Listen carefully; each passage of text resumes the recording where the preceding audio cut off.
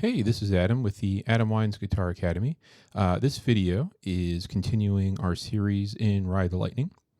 This video should be relatively short and relatively easy if you've been following along with the other videos.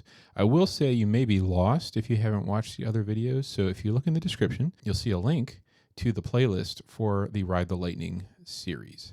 So with that out of the way, today we are going to talk about the second verse, pre-chorus, and chorus. And if you don't know what I'm talking about, here's the short of me playing that particular section of the song.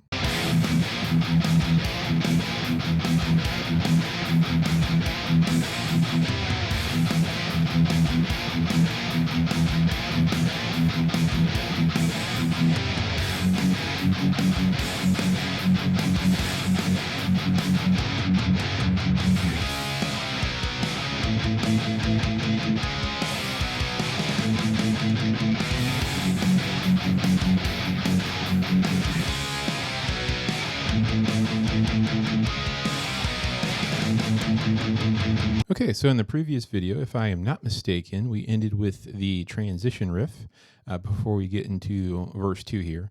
That riff was this. That gets played a bunch of times. So anyway, we're now back into the second verse. It is basically just the first verse. That's why I said this video shouldn't be too difficult and shouldn't be too long. But if you recall, that is this riff. It's an A power chord going to a B flat power chord, and we mentioned that this riff was fun because the B flat is the tritone from an E, so we get that nice tritone sound. Rhythmically speaking, it is 1 E and 2 and 3 and 4, and then it gets played again.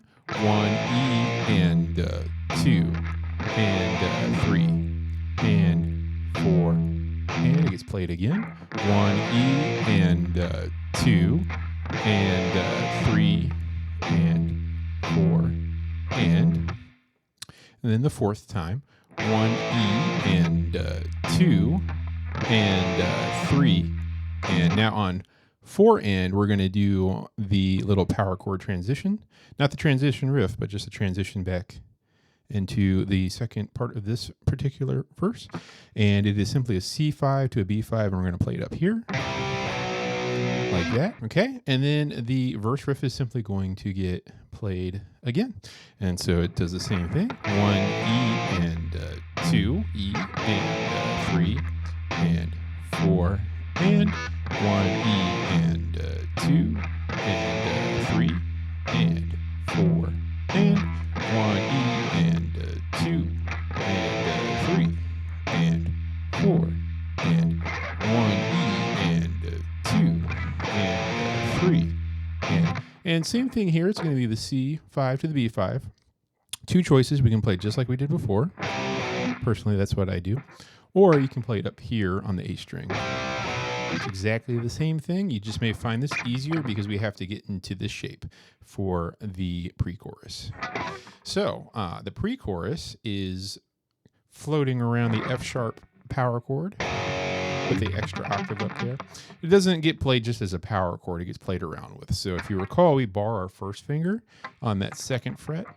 I personally kind of bar it all the way from the 6th string to the 5th and the 4th, but you're not going to play the 6th string just yet. So when you pick, be careful to only pick the A and the D string, and then we do the hammer on that we've done before. We're going to hammer on with our ring and pinky from 2 to 4 on the A and the D string, like that. So it goes 1 E and 2 E and like that. And remember, sometimes I'm counting the subdivision, sometimes I'm not. So if that's confusing, look at the tab. It'll make a little more sense. But sometimes I'm counting a subdivision and I'm not always playing. So for example, when I go 1 E and the and I'm actually only playing one thing. I'm just doing that because it helps me count. So anyway, just keep that in mind. So 1 E and 2 and 3 and 4 and 1 E and 2 and 3 and 4 and 1 E and 2 and 3 and 4 and 1 E and 2 and 3 Make sure you watch your palm muting as well. The palm muting is listed on the tab of where to palm mute. In that specific case, where it's basically just palm muting when we hit the low F sharp on the low E string. So that riff's pretty straightforward. It's just the same thing 4 times.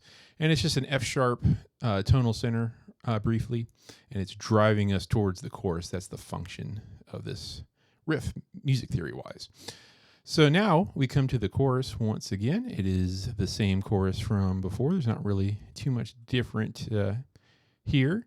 So it's a C sharp 5, going to a C5, going to a B5, back to the C sharp 5. And then it palm mutes the A pedal tone on the A string, just open, but palm muted. Like that.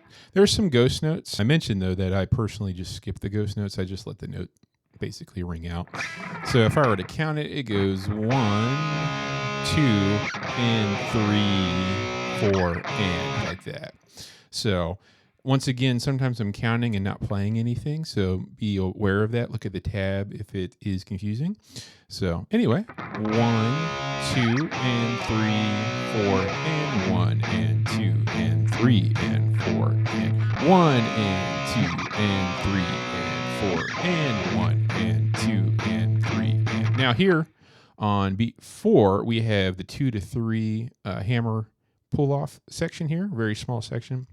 They're 16th notes, so they're a little faster, like that. 4E and 4E and like that. So anyway, that's how that chorus is played, and then it simply repeats yet again. And then after that, it briefly plays the pre-chorus for 2 measures again before hitting the typical chorus riff. So it comes back to this thing, 1E and 2 and 3 and 4. And that repeats 1E and 2 and 3 and 4. And then we hit the chorus yet again. 1, 2, and 3, 4, and 1, and 2, and 3, and 4. And then it simply repeats 1, 2, and 3, 4, and 1, and 2, and 3, and 4. And that time it does not do the hammer pull-off thing, to the best of my knowledge. And music theory-wise, the chorus is simply coming to an atonal center for a brief period, really emphasizing the major third when we hit the C sharp 5 power chord, with a passing chromatic tone of the C5 to land on the B5 for a bit, which is the second note in the atonal center, and then it hits that C sharp again, and then lands on the A tone pitch. So music theory-wise, that's basically what's happening. So anyway, like I said, this is a pretty short video. If any of these riffs were confusing, feel free to use the description link below, and it'll go into much more depth of each riff. So I do fully expect you to have watched that if you are watching this video.